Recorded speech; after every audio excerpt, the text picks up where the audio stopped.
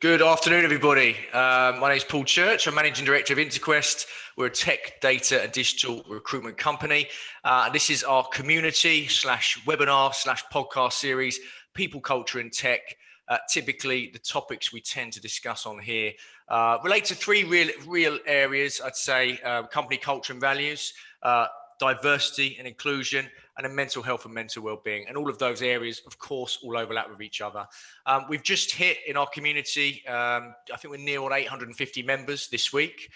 This is the 18th week in a row we're doing it as a podcast. So thank you for sharing, thank you for listening, thanks for being a part of this. And yeah, please continue to do so. So today, I welcome Will Allen-Mersh, and we're going to be talking about happiness and unhappiness and the data behind that. So Will's got a presentation for us. It's one of my easy weeks because Will's going to be running the show today. But Will, look, before we kick off, it'd be great if you could just give an intro into who you are, I suppose your journey to your role at Spill and Spill as a business as well. Yeah, sure. So my name is Will. I'm a partner at Spill. We are a mental health support company. We make it really, really easy for employees to book video therapy sessions and message with therapists all through Slack. So it's a service we sell to businesses and they make it available free at the point of use for employees. We've been going about 2 years as a business. And I think, yeah, the journey to Spill starting was, like, I guess, with so many businesses, kind of born out of frustration and being annoyed and going through my own period of depression when I was working in a big advertising agency and just realizing how incredibly difficult it is to get counselling and therapy, both through traditional medical systems with waiting lists, but also through a lot of offerings in companies. There are what's known as employee assistance programs, kind of counselling helplines, which just have there's a lot of stages. You have to call up, you have to answer some questions. So our whole idea at Spill was, if you actually design something to make it incredibly easy and friendly and accessible within a few clicks, the idea is that hopefully a lot more people then engage with therapy and counselling and engage with it earlier when they want to, not just when they really need to and they feel like they're at breaking point. Fantastic. Thanks, Will. Thanks for being with us. I know how busy you are, so thanks for joining us today. And to the audience, so Will's going to kick things off in a second. If anybody's got a question throughout, please do pop it in the chat box or just put your hand up and I'll happily throw the floor open to yourself. Will, if you just, I'll focus on looking at the questions coming in and I'll let you know if there's one to ask, if you just crack on. So Will, over to you. Cool. Thank you so much.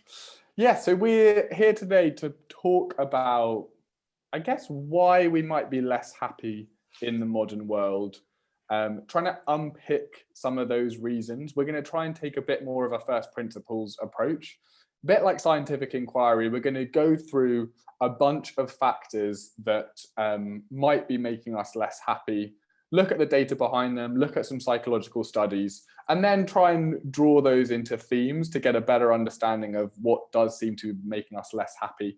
Once we've done that, once we've defined the problem a little bit more, we can switch into solutions mode and try and look at some different types of therapy, demystifying how they work, and then looking at some practical ways we can apply them to our own lives to try and just build resilience, positive mental health, make ourselves feel a bit happier.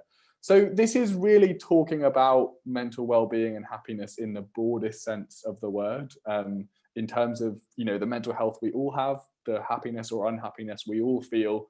We'll be talking less about specific diagnosable mental health conditions. This is very much a kind of inclusive talk that will be relevant to everyone. Up front, I just wanted to preface the discussion with a bit of data. I think it's always good to ground ourselves in where we are at right now with some numbers. And if we look at some recent mental health metrics, it seems like a lot of them are getting worse. And that's both the more serious metrics, so proportion of people with psychological disorder has been on the rise, proportion of people experiencing depressive episodes.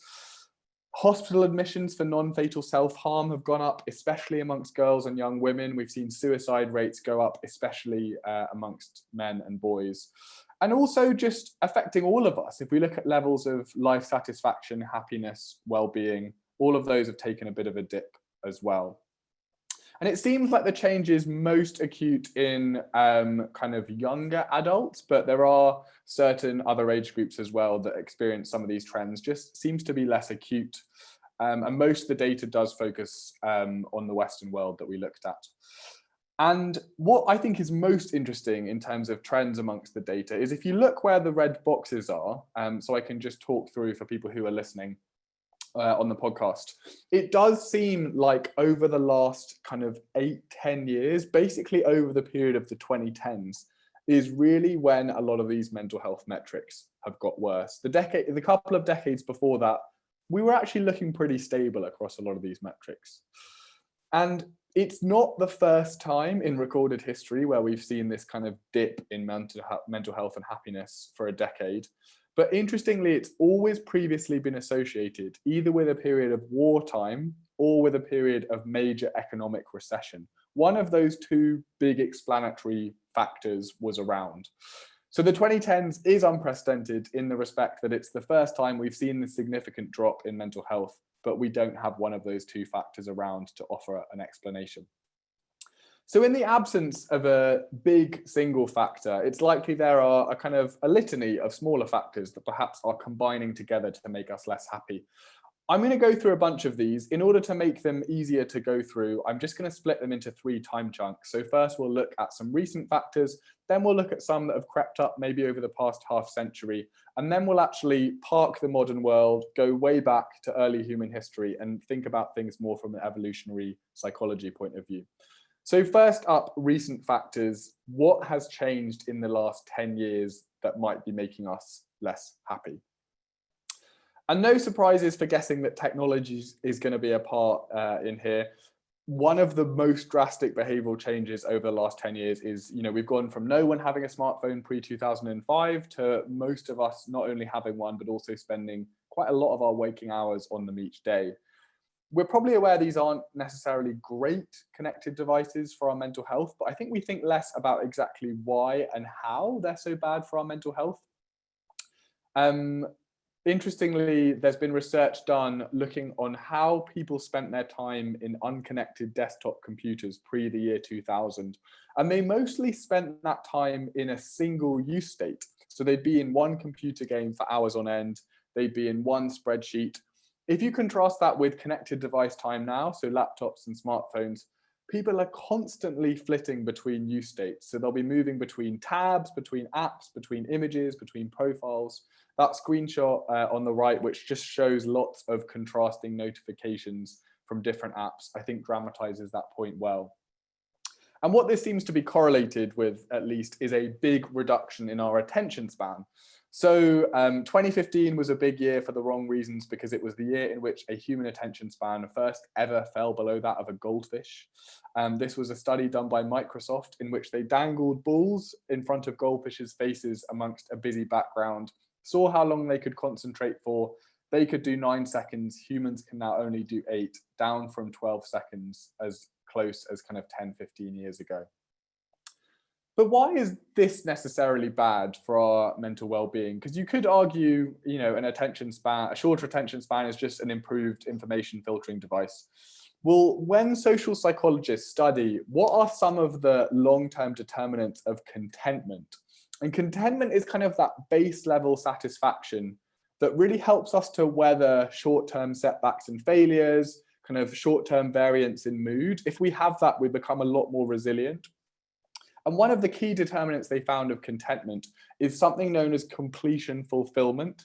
It's the sense of satisfaction that we get that's quite deep. When we start on a task or a project, maybe it gets quite hard, we have to muddle through, we have to persevere, and we finally finish it. And it gives us this really deep sense of satisfaction.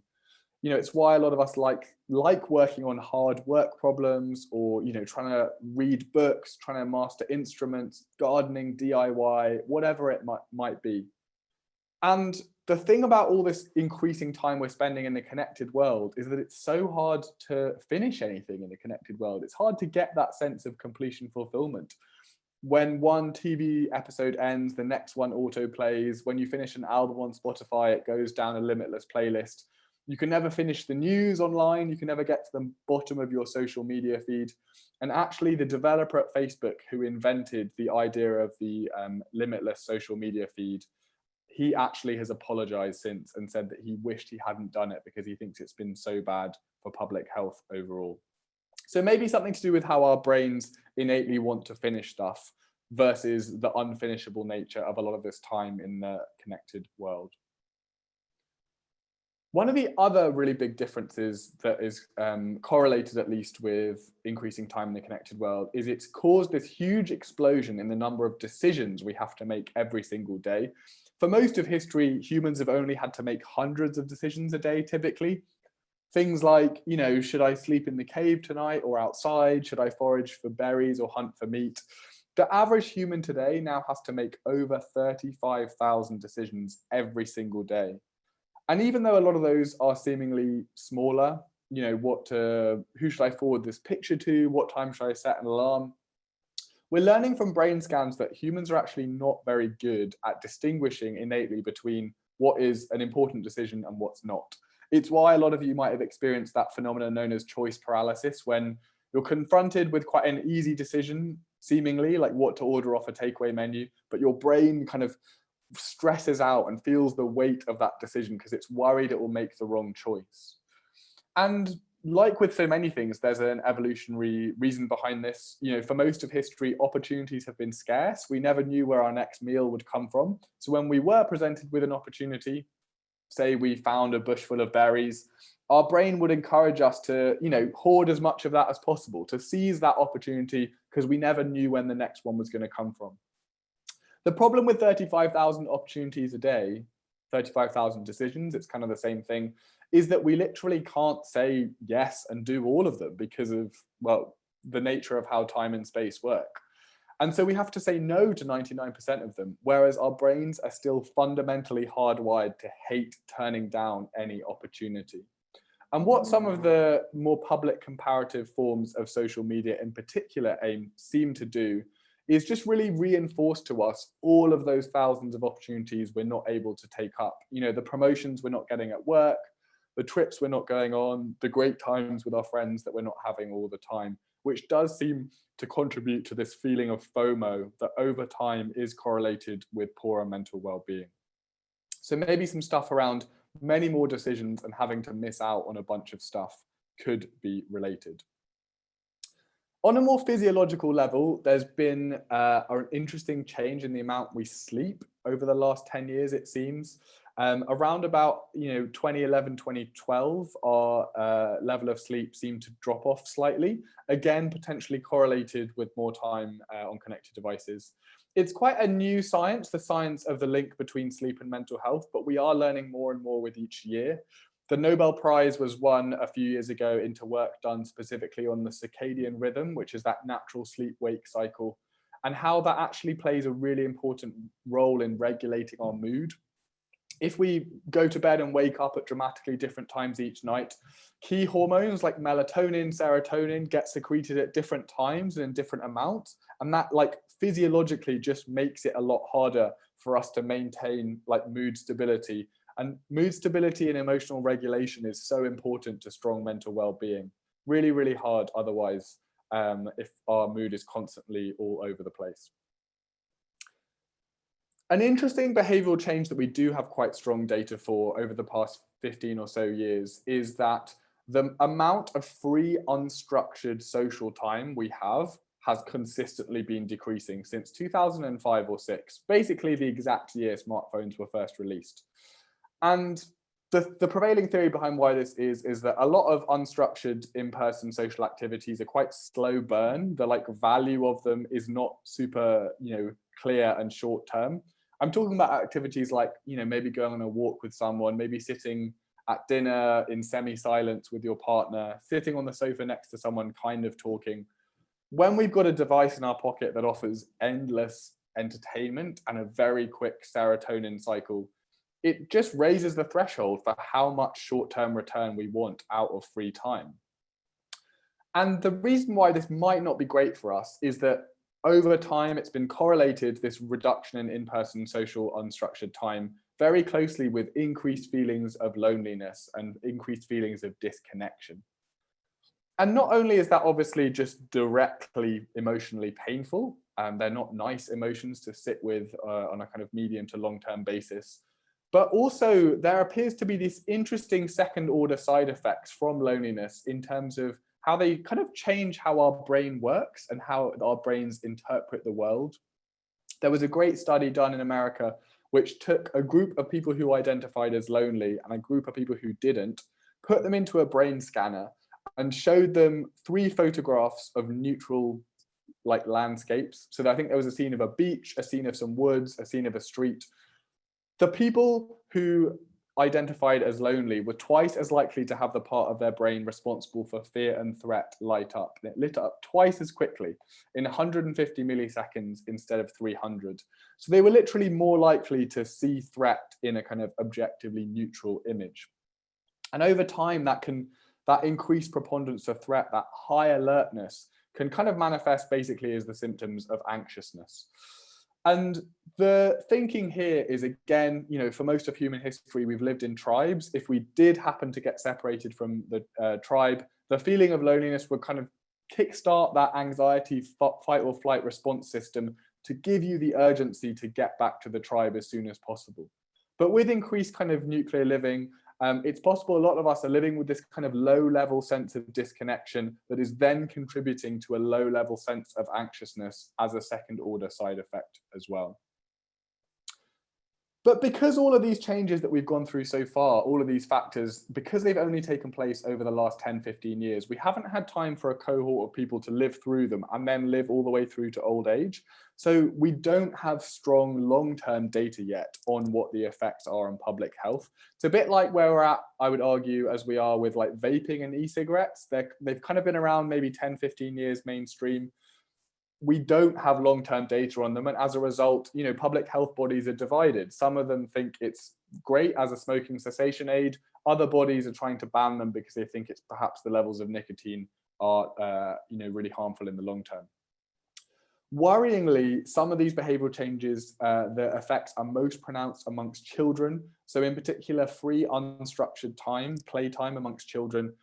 Most of the 20th century we have data for, they've got at least 90 minutes a day in terms of that free outdoor time. That has plummeted and is now only at 41 minutes a day, which is actually less than UN human rights law states that prisoners, even prisoners who are in maximum isolation for bad behavior, UN human rights law states they should get at least 1 hour outside each day in the courtyard of free time, or else it's considered inhumane. So kind of crazy that even our own children are not meeting this UN human rights baseline.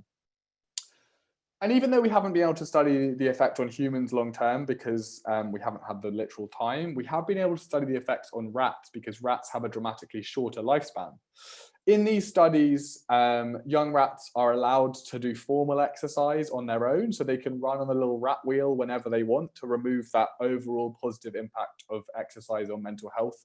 What they're not allowed to do, interestingly, is just have that free unstructured playtime.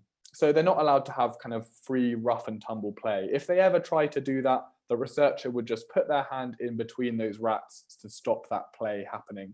And within 6 months, those rats are substantially more likely to experience significant symptoms, either of depression on one hand or hyperaggression on the other hand. So it seems like this free unstructured time really, really important in helping us kind of work out how we navigate risk, how we address boundaries with other people, basically how we develop autonomy and a sense of kind of resilience. So important at any point in our lives for developing strong mental well-being, but especially so it seems during those formative years of the brain in adolescence in particular. So when we put it like that, I feel like there's quite a lot of stuff that has changed over the past 10 years quite dramatically. And it's all been quite kind of behavioral, and behavioral changes can and do happen very, very fast. We can go in 10 years from no one having a smartphone to most people having a smartphone. When we look at some slightly more kind of cultural, societal changes, in terms of the meaning we find out of life, what we focus on, what we deem to be important, these typically tend to take a bit longer to really come to the foreground. It's a bit like, steering a ferry instead of a little dinghy. It just takes longer for the bow of the ship to catch up. So I think a lot of these changes cultural changes have been happening slowly over the past 50 or so years, but they're really starting to snowball recently, and we're starting to perhaps reach a tipping point and feel the effects of them really, really becoming quite acute. And basically over the past 50 years, it seems that we've been, in the West at least, increasingly focusing on things that aren't shown by data to make us that much happier, specifically personal income, material wealth, living standards. Whilst these have shot up on average in many Western countries per person, the percentage of people who would identify as very happy has slightly declined over that same period of time. And the link between money and happiness is an interesting one. It's very highly correlated at lower levels of income. So if you're a household on $5,000 a year and you go up to 12,000, that will be correlated with a big improvement in mental well-being. Things like, security, clean water, heating will make a big difference to how we feel. What's often surprising is how low the level of income is above which additional income has not been shown to make us that much happier. Daniel Kahneman and Angus Deaton, who are two economists that were working out of Princeton at the time, did a big meta study where they combined together all the other cohort studies they could find on money and happiness, ended up with 200,000 data points, so quite a robust piece of work, US, UK prices, and they found that above £28,000 per person per year, additional income doesn't really seem to make us that much happier at all. So quite surprising actually that wasn't a higher figure. But say what you want about, materialism and whether that's a valid goal to go for. I think just if we look objectively at how that goal is structured, it is structured in a very psychologically unrewarding way. Some researchers at Yale asked people on 30 grand a year how much money they would need to be happy, and they said 50 grand. They asked people on 50 grand who said 100 grand, and they asked people on 100 grand who said 250 grand. So literally, even in proportionate terms, that goal is getting further away from you the closer you get to it. And if I was to kind of reverse engineer and design the most demotivating goal possible, I would design this. Imagine running after goalposts, and the closer you get to them, the further away they get. You are naturally just going to want to disengage and feel super deflated and feel super disinterested. So the way that materialist goals are structured, I think, doesn't really work with how our brains like rewards to be focused. And I guess the prevailing hypothesis behind why this happens and why we tend to be lured into these goals is that as humans, we tend not to hold our expectations stable over time, and instead we update them based on kind of new comparative sets. It's been shown to even exist amongst primates. If I give a piece of cucumber to a monkey in return for a little rock, that monkey's happy to make that trade indefinitely until they see me offering a grape to another monkey nearby in return for the same rock. A seemingly better trade. They prefer grapes to cucumbers, apparently. At that point, the original monkey will lose their mind. They will start screaming. They will refuse to trade anymore for the cucumber. There's something about relative differences that make us recast how we see our own situation. And at its most extreme, this can even not only affect how we feel, but even how we behave, and in quite a dramatic way. There was a great study done in Canada that looked at lottery winners, people who'd won about £100,000 or the equivalent thereof, and followed, interestingly, not them over the next 2 years, but their immediate neighbours, and found that the neighbours of lottery winners start spending dramatically more themselves on flashy items like cars and fridges. They become 10% more likely to take on significant debt and 14% more likely to go personally bankrupt. So really crazy, this extent to which, excuse me, we let these relative differences really affect how we feel. And this is not a new, fundamentally, this is not like a new problem. It's something that's always existed. And it was pointed out as long ago as the 18th century by a French philosopher who I think puts it really nicely by saying, if you only wish to be happy, this could be easily accomplished, but we wish to be happier than other people. And this is always difficult, for we believe others to be happier than they are. It's a bit of a tongue twister, but to me, the point that's so key is that last point, is that we believe others to always be happier than they are. And for me, this is the best logical argument for why it's good for us to talk about how we feel honestly more often, and say when we don't know, and say when we're feeling a bit crap. If we go around life saying we're fine, you know, I'm great, my job's great, my relationship's happy, my friends are great, we're effectively telling people we're happier than we are. And that means if a person hears enough of that, they are going to think they are therefore less happy than the average person. And over time, that feeling really just creates self-doubt, negative self-image, so easy for more serious anxieties and things like imposter syndrome to fester. So saying when you're not sure or saying when you don't feel great, not only is worth it because there's a direct therapeutic impact, it feels great to get stuff off our chest, but it also helps other people to create a more realistic web of expectations from which to then base their own happiness on. A lot of what we've talked about so far culturally, I guess, has been at this like universal human level of the psyche. Some aspects of mental health do seem to have slightly more of a culturally dependent component. If we look at the rate of anxiety prevalence, for example, around the world, you know, some countries have very high anxiety rates, above 6%. Some countries have really, really low rates, down around 1%. And at first, you know, if you're to kind of look at a map of these countries, it seems like it's just correlated with GDP. You know, higher income countries have higher anxiety, but actually it's those higher income Western countries, so Northern European countries, North America, Australia, where anxiety is consistently high, above 6%. Countries, or some countries in the Far East with similarly high levels of income, actually, a lot of them have quite low anxiety rates, down around 1%, 2%. So places like Taiwan, Japan, Singapore. And we can perhaps hypothesize there are structural differences, maybe better social security support from the government in some of those Far Eastern countries. But the key attitudinal difference that comes through again and again in research between those two regions is this predisposition towards slightly more individualistic thinking in the Western countries versus slightly more collective thinking in the Far Eastern countries. And it was shown by a really nice experiment by two researchers who showed a photo of a fish tank to some primary school age kids and just asked them to write in their exercise books what they saw. Very open brief. The kids in the US and UK tended to describe the main fish, so its stripes, its colors, its perceived personality traits, whereas the kids in Japan and Taiwan tended to describe all of the fish, as well as the leaves, the bubbles, the backdrop. So literally seeing the same objective image, much more in terms of a collective sum of its parts. So maybe we can hypothesize something about increased individualism in the Western countries, forcing us to, I guess, you know, very much feel like solo entities, like our own burdens are ours alone, feeling the weight on our own shoulders, less likely to, you know, realize perhaps the role of things like luck and chance in a lot of what we do. And not only is individualism more pronounced in the West, it has been getting so much more pronounced over the past 50 years. The percent of Western young adults who would agree with the phrase, "I am a very special person," 12% in the 1950s, it's now 80% of people who would agree with that phrase. And for me, I think if you have to boil a lot of what we've been talking about, why we're less happy, down to one statistic, to me, this would be at the nub of it.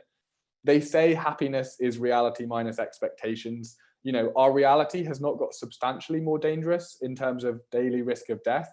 What has changed? Our expectations have absolutely gone through the roof.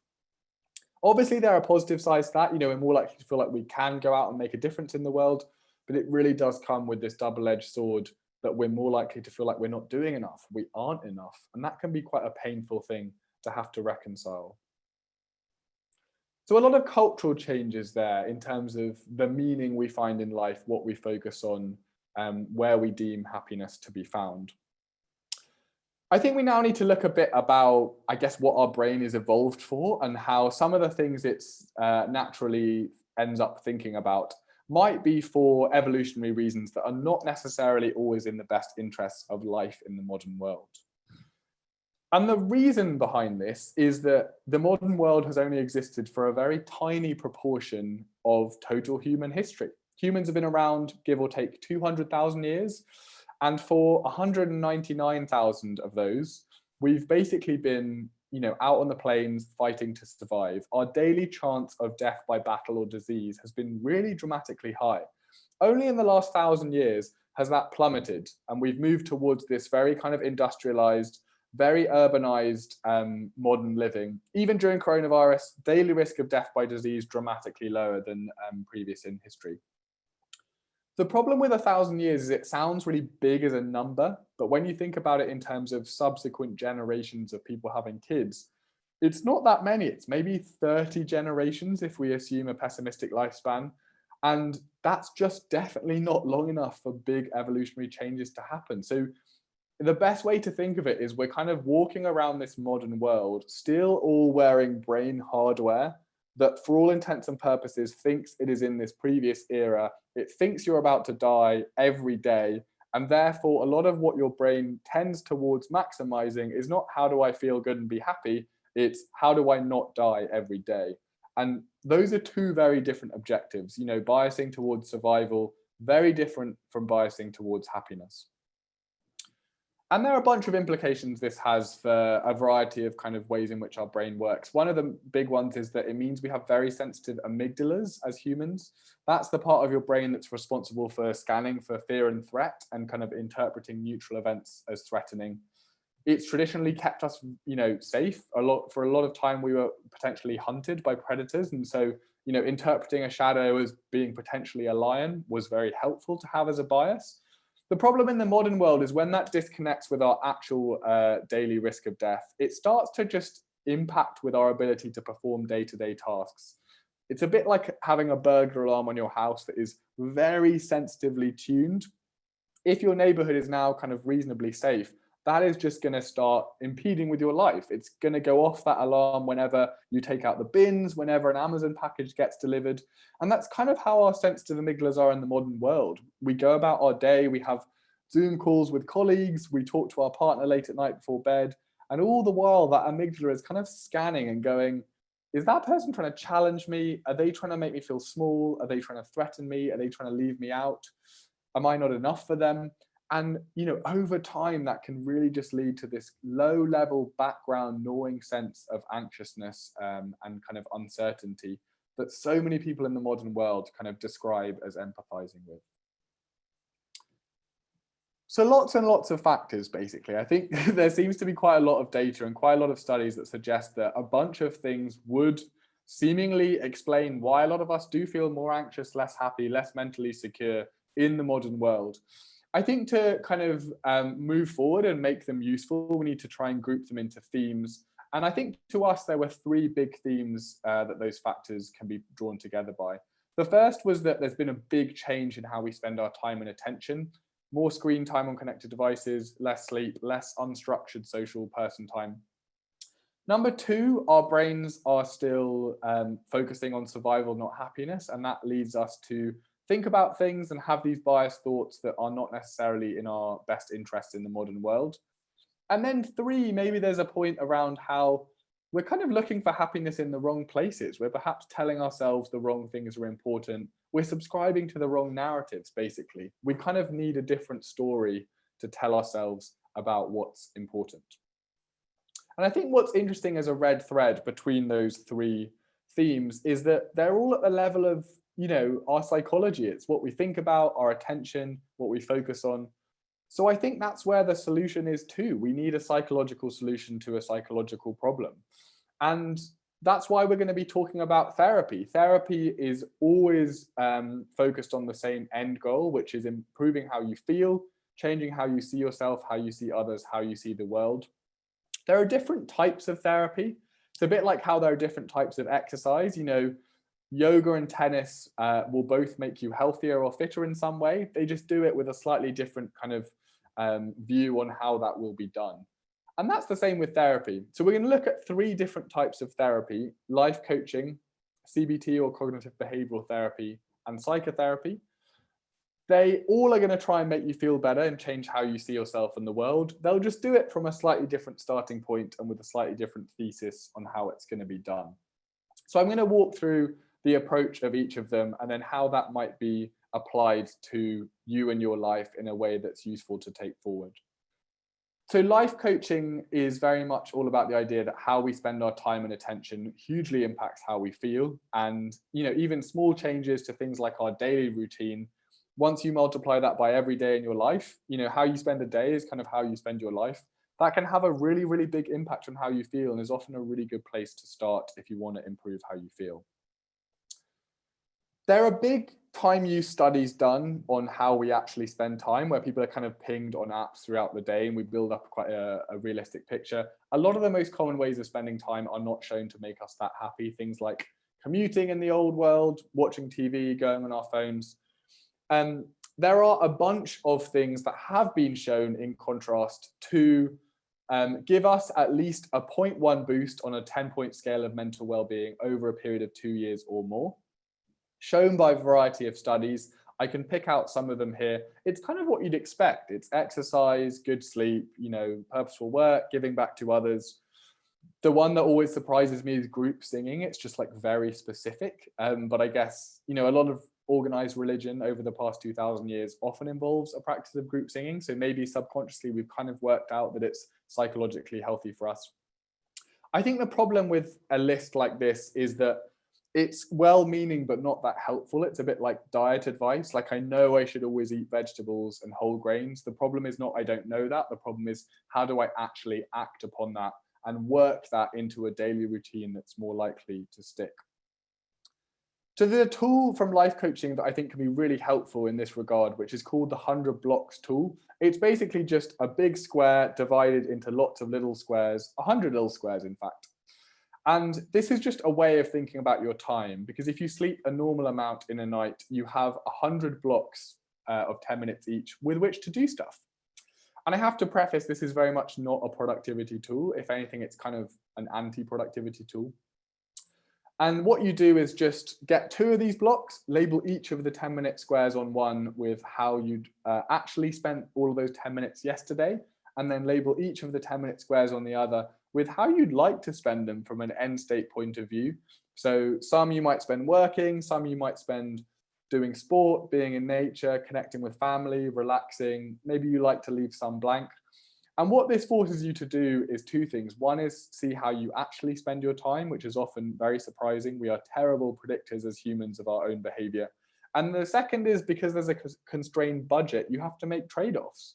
We all like a lot of things, but when you have a constrained budget, you're forced to make some hard decisions. So I did this, realized I spent 4 blocks a day cooking. I don't even like cooking that much. Maybe think, can I cut that down to 2 blocks, take some shortcuts like ready meal kits or frozen vegetables, and move 2 of those blocks to something that would make me and those around me feel better. Calling my parents, going on a walk, whatever it might be, that might be helpful. So a good place for kind of quick wins and easy actions to start with. And life coaching in general is very much full of like practical tools and frameworks. If you're quite a logical person, I think that's quite a good place to start. The second type of therapy we're going to look at is CBT, or cognitive behavioral therapy, which is very much concerned with this idea that you are not always your thoughts, and that a lot of the thoughts that feel like ours, these kind of worrisome thoughts of, is everyone out to get me, or am I not good enough, or what's happening here? They're actually just kind of thrown up to us into our brains by this like survival fear-based part of our brain. And although we can never totally eradicate these thoughts from coming into our brain in the first place, because to do that, we'd have to kind of overcome 200,000 years worth of evolution, what we can do is just try to spot these thoughts and label them. And that just means they're kind of, they can float by a bit more easily without us really fixating on them and internalizing them and feeling like they're ours and getting to the point where they really settle into deeper rooted anxieties. And there are a bunch of common survival fear-based biases we can all be party to. Things like dichotomous all or nothing thinking, where we love to paint events as like all this or all that. We're quite bad at, living with ambivalence and gray area. Things like what if causal chain thinking. Our brains love to go down a hypothetical chain of events before it's happened. So, what if I'm the first one to get to that party, and then I'm, no one else is there, and I have to stand on my own, and then I look weird, and then I have to explain to people why I'm on my own. And our brains love to go down that chain before something has even happened. Those are just 2 examples. I think in general, it's not super useful, again, to just learn what these biases are off by heart. It's a bit like, in history class in school where you had to learn dates of battles just for the sake of it. You're probably going to forget it the day after the exam. It's far better to try and integrate an easy, repeatable daily habit that will help you spot some of these biases. And that's why we're such big fans at Spill of daily journaling. This is not pouring your heart out into prose or writing really eloquent stuff in your diary. It's just jotting a few thoughts down, but doing it every day. So I do mine on my phone notes, so I don't have to remember a book. I do it genuinely, I would say, in like under 90 seconds a day. I do it after I brush my teeth in the evening, because if you add a new habit onto a current habit, it's more likely to stick. And there are a bunch of journaling techniques you can look up online, but the one I use that really works is called top, tail, and learning, where I jot down a top, which is a good thought, a tail, which is a bad thought, and then a learning, which is something I learned. And it does feel great in the moment. You know, it's proven to show that offloading your thoughts makes you feel lighter, but it's also really, really useful in a couple of weeks' time when you look back, and it's so much easier to spot, I guess, patterns amongst your thoughts. So I was worried a few weeks ago that a colleague was trying to kind of push me out of a project. And I could look back and go, actually, you know, was there any evidence for that? Or is that more likely to be kind of correlated with a particular bias based on how I was feeling at the time? So hard to do in the heat of the moment, because when we're going through an emotion, it feels real. It feels all pervasive. We can't see the wood for the trees. If you turn your thoughts into data by writing them down, and you give yourself the benefit of hindsight, it's so much easier to spot those patterns. And once you spot them, you can look out for them in the future, and you're less likely to be kind of taken in by them. And then finally, the third and final type of therapy that we're going to look at is psychotherapy, which is really concerned with, I guess, a lot of these unconscious narratives that we subscribe to, often without realizing it. You know, on a very meta level, one example would be a spectrum on one hand where, you know, I am good, the world is good. And on the other end of the spectrum is I am bad and the world is bad. We all kind of lie somewhere on that spectrum, but often, you know, these are embedded stories that are so deep and that are the result of how we were conditioned as we grew up, and the sum of all the relationships we've had and the sum of all our experiences, that, you know, we often are not super aware acutely of the stories that we have embedded within ourselves. And what psychotherapy aims to do is kind of bring up some of those stories into the conscious realm and kind of shine a torch on them, interrogate them, and in doing so, give you the power to change them if you so wish. If this is not a helpful story, if this is a story that you think you could take a different approach to, if it would make you feel a bit lighter or make it easier for you to change your behavior, essentially. So whereas life coaching's thesis is very much like behavior leads to different stories and thoughts, psychotherapy is much more on the level of different stories and thoughts can then lead to changes in how we feel and changes in how we behave. And I guess the criticism is it can sound a bit fluffy, right? It can sound a bit hopeful, but it's crazy, the research on people who go through psychotherapy and do have these changes in key personality traits after as little as kind of 2 or 3 sessions. Traits like, you know, how open they are to experience, how emotionally stable they are, even how kind of extrovert they are. And it does sound a bit fluffy, but I think it's so interesting, the evidence that's there on the effect that different stories can have on how we feel. This study is the only one I don't have a source for. I heard about it in a lecture last year and I wasn't quick enough to write it down, but I remember it because it was such a clever experiment. Some postgrad students in America gave out cups of lemonade for free on campus to undergrad students. They told half of them it was lemonade, plain old lemonade, and they told the other half it was a lemonade cleanse. So the only difference was the words. And then they surveyed them. The people who'd had the lemonade cleanse reported feeling lighter, more virtuous, and even happier. So it sounds a bit fluffy, but genuinely different stories can have a huge impact. And the ultimate example of this I would cite is the placebo effect. You know, I'm taking this sugar pill, I'm telling myself it's going to make me feel better. That's nothing but a story. But the research on, you know, not only the psychological effects, but the physiological effects, people, you know, can have these dramatically different recovery times just with a placebo effect.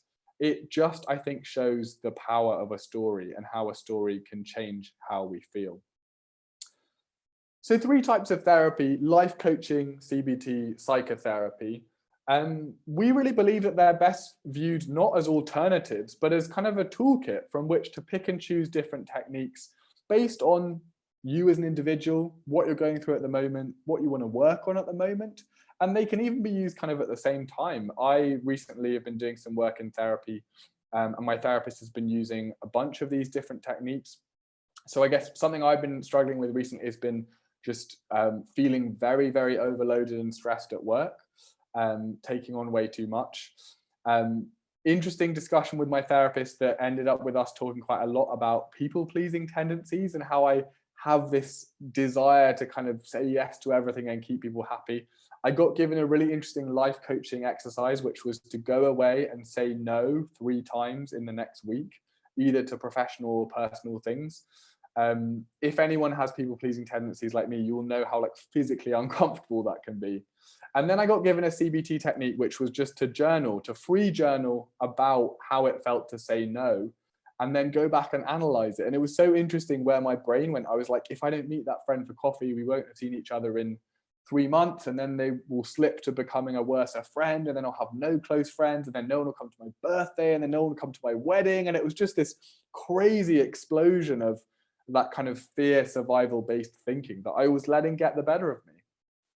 And then finally, on more of a psychotherapy approach, I guess trying to understand a lot of the formative relationships I had previously, a lot of the kind of internalized messages in my childhood that perhaps were leading me to really avoid conflict and to really want to, I guess, keep the peace and keep people happy above this kind of need to set my own boundaries that would actually ultimately be more helpful and help me feel better.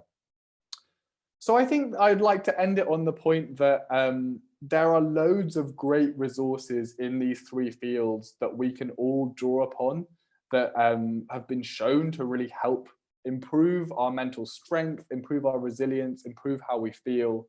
But I think they're best viewed a bit like a kind of a toolkit or a buffet. It's best to kind of try a bunch of them out, depending on what you're going through at the moment, depending on what you want to work on. And hopefully you'll find some stuff that really works for you. Stick with the stuff that works, abandon the stuff that doesn't. I think a kind of test and learn and improve methodology is probably the best way to go about it. And that's definitely, how I think about going about it. Mindfulness, for example, lots of research behind it. It didn't work for me personally. Some of these techniques around journaling and practical exercises really did work for me. So do a bit of an experimentation, find what works, and then really try and embed that. That's how to give yourself the best chance of staying really mentally strong, which I think we need at any point in our lives, but I guess especially coming out of this strange global pandemic situation, navigating what the world is going to look like for work and socializing in future. It's a great time, I think, this reset to try and embed some new habits and new ways of thinking that hopefully we can take forward with us.